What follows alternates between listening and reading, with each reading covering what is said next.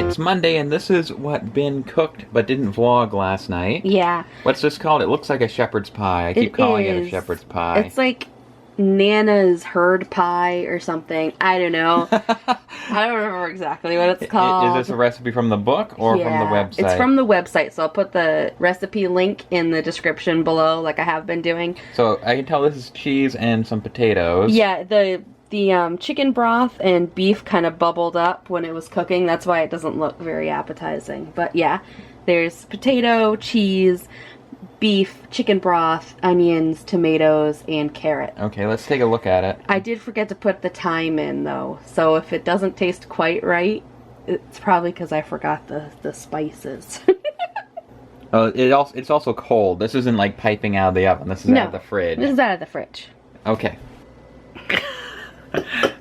Okay, everybody, it's first bite time. I'm trying to do this left-handed and holding the camera in my right and failing miserably. Smells good. It smells like I'd expect. Yeah, it tastes good. No, it does. It does. I don't understand why all these recipes require so much onion, though. Same thing with that pumpkin soup you made the other day. All I could taste was onion. I only used a half of an onion. And it called for a full onion, and I only used half of it because I knew you were gonna say it's too oniony. It's too oniony, so I even used half of the onion. We are at the office getting ready to record some stuff, and last Friday I was here all by yourself. All by myself for a couple of hours. I didn't bring the camera because I didn't think I was gonna be here that long, and I reorganized this room. Close your eyes. John can't see it. It's too bad you didn't get like a before I know. shot. I wish I had a before because you guys have no idea how good this looks. All right. Okay. And open them. Holy smokes, there's a lot of room in here. This whole section right here was all boxes. Just Empty boxes, and cardboard. boxes. Wow, so these are like ones you want to save. Like So gifts and shipping. these are, my mom and dad still need some boxes because they're packing stuff up. So those are for them. These are all like Christmas present or like shipping type boxes. This is donation stuff. So what do you think? Wow, looking good. Woohoo! So here are the toys we're going to donate to our local Walmart's community giving tree, which, you know, are for toys that you pick the name off the tree and go out and buy the gift and bring it back to the service desk at Walmart. Mm-hmm. So for this 5-year-old girl, we have the My Little Pony Equestria Girl. They didn't specify what one, so we got them the 2-pack of Sunset and Twilight. We actually found this at Marshall's.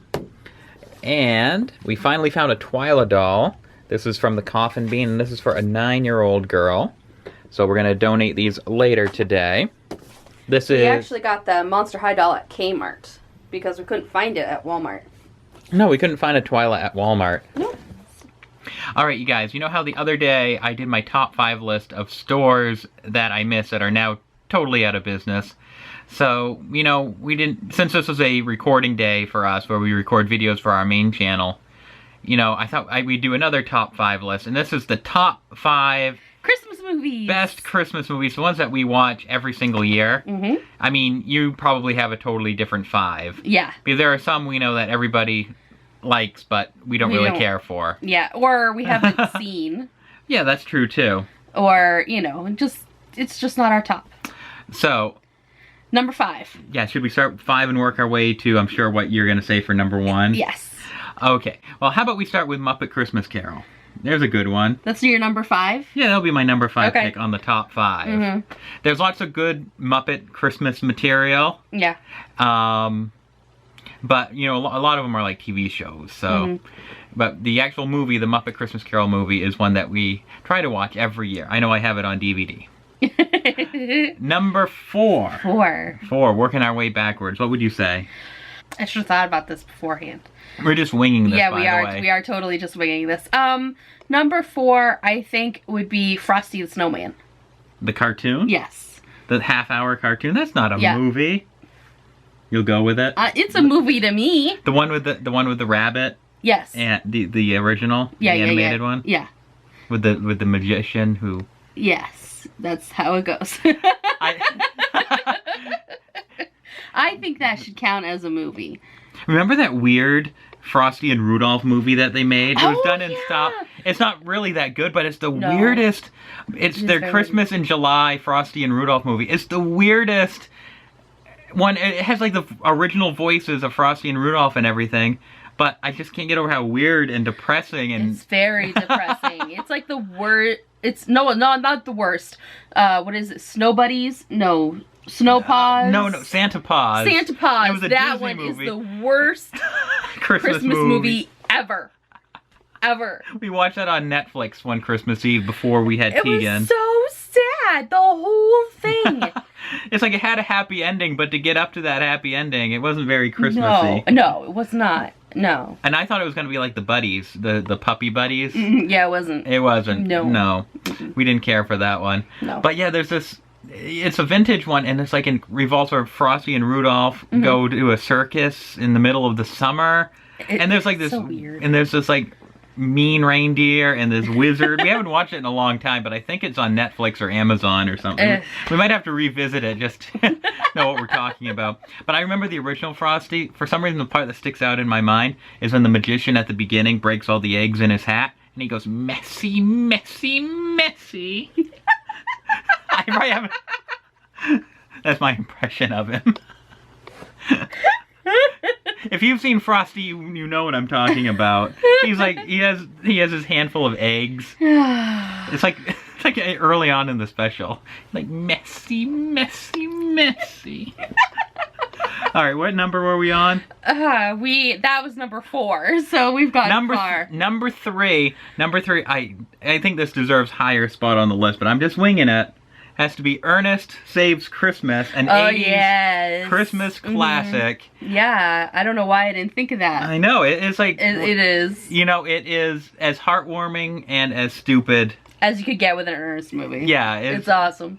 Yeah, but it's a great movie. And it's not my favorite Ernest movie. Really? My favorite that Ernest... is my favorite. I think Ernest, Jim Varney's at his peak in that movie. My favorite is Ernest Goes to Camp. I haven't seen that in a long time. Oh my gosh, I used to watch that over and over and over, and he has a pet turtle in that movie, you know.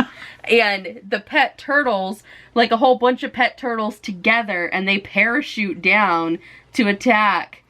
I could see how that would be a highlight. That is, like, it's awesome. I know we bought, like, for $5, like, a DVD that had Ernest Goes to Camp. Yes. Ernest Goes to Jail. And, what's the troll one? I don't remember the title anymore. It's not Ernest Saves Halloween? I don't think that's the title. I don't remember. If any Ernest experts are watching this video, I'm sure there aren't very many. But they involve troll... I think it was Ernest Scared Stupid. Yes! That's what it was. I remember. That's what it was. I remember. But Ernest Saves Christmas is the ultimate Ernest movie for me. I can't believe that. There's a sentence you don't hear every day. All right, number 2. We need to have an Ernest marathon. We need to dust off that DVD. Yeah, we should. See if we can find it. Okay, number 2. Back to topic at hand. Number 2. Rudolph? Yeah, the original Rudolph, good. You know, we're peppering in TV specials here, or the original Grinch. The cartoon. I like Rudolph better than the Grinch. Really? Yeah, but I mean, I'm not a huge Grinch fan anyway. Has Jim Carrey ruined the Grinch for you? Yes. That's the version you see at Universal Studios. No offense to Jim Carrey fans. I haven't watched it since it came out in theaters. Maybe it's time. It's been, 10, 15 years since it came out. Probably. Maybe it's time to revisit it. They seem to play it on the ABC Family Channel constantly. But no, I'm old school with my Grinch. I prefer the cartoon. Definitely. Maybe this could be an honorable mention, but maybe Home Alone deserves a spot on the list. Oh, yeah. We tried to watch it on AMC the other night, but they showed so many commercials. It's just buy the DVD. Believe it or not, we don't own the DVD. We can't watch TV. It's just, we have to watch TV on Hulu or on Netflix because the commercials just are way too much for us. And I realized the other day we don't own Home Alone or Home Alone 2. We don't? On DVD. No, we don't. We need to get, the 3-pack.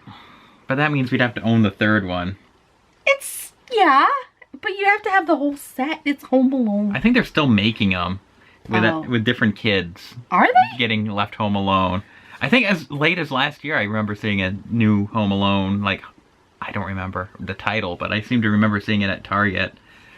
But no, the first two are the only Home Alones that are worth watching. Yes. They should And bother with. I think I actually like the second one better than the first one for Home Alone. The New York one? Yeah. I think it's we need to sit funny. back. See, we need to sit back. We're going to have an Ernest marathon. And we need to have a Home Alone marathon. And let's go with your number one, Ben. Santa Claus, not the Tim Allen one. Not that we have anything against the Tim Allen one. No, I like those. Those would be on our top 10s. Yeah, if we were doing a top 10 list, which is this is what it's turning into right now. Well, that's because we keep going off into sidetracks. But anyway, the Santa Claus that Ben is talking about is from 1985. And I it's grew the perfect up watching 80s movie. Yeah, I grew up watching that movie every single Christmas Eve. Like, I couldn't have a Christmas Eve without watching that movie. It's like two movies in one. It like is. It doesn't make they don't mesh together very well. It's like but it's like my favorite movie ever.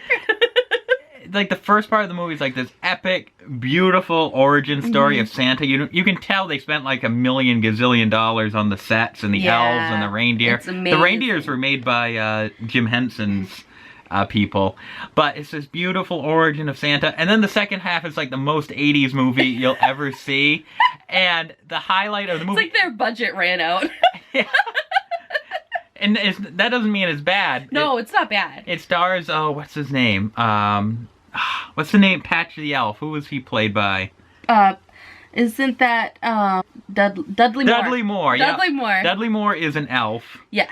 But at the second part of the movie, you don't care about Santa anymore. The funniest character in the movie is John Lithgow as the sleaziest, most over-the-top, villainous toy maker you'll ever see. Mm-hmm. He is like so totally just crazy over the top. I mean, like, I don't even think the writers could have written him that over the top. And you can tell he's having fun doing it. Like, that's where we make this reference. I can't point out exactly where because we say it all the time. But he has this part where Patch the Elf wants to give away lollipops for free. On Christmas. And he goes... And he's like choking on everything. And he's like... And then yeah, he finally says... his face turns all red and like... It's, yeah. We actually referenced that in one of our videos fairly recently, and nobody knew. They thought it was from Bedtime Story with Adam Sandler. Yeah, no, not him. We haven't even seen that movie. Nope, don't have any idea what that's about. But it was for free. He was so funny. You have to check out that movie. And the other part is when his like little lackey sidekick is like trying to explain the plot. Yes. Like there's a plot point with like the candy canes are gonna explode or something, and he's like, Lithgow was saying that, and he every time his little friend was like saying something, he's and he'd say something, and he'd say something, He's like, would you just spit it out so I don't have to keep going, Okay, it's so funny. Maybe it's just funny to us, but every year we crack up. Mm-hmm. So Santa Claus the movie from 1985, go check that one out. And I guess another honorable mention, we have to throw Charlie Brown in here at some point. Yeah. You can't be Christmas without watching Charlie Brown. So much so that now the Peanut song is considered a Christmas song. Yeah, it plays on the Christmas radio station. Na na na na na na na na na na. And we have a couple Christmas animatronic thingies that do that. Oh, yeah. So one's like a piano playing Snoopy. He doesn't have batteries in it, but we have another Snoopy that we're just rambling on. Yeah, we're horrible. Na na na na na na na na. See you tomorrow. Na na na. Na na na na na. Na na na na na na na na na na na na na na na na na.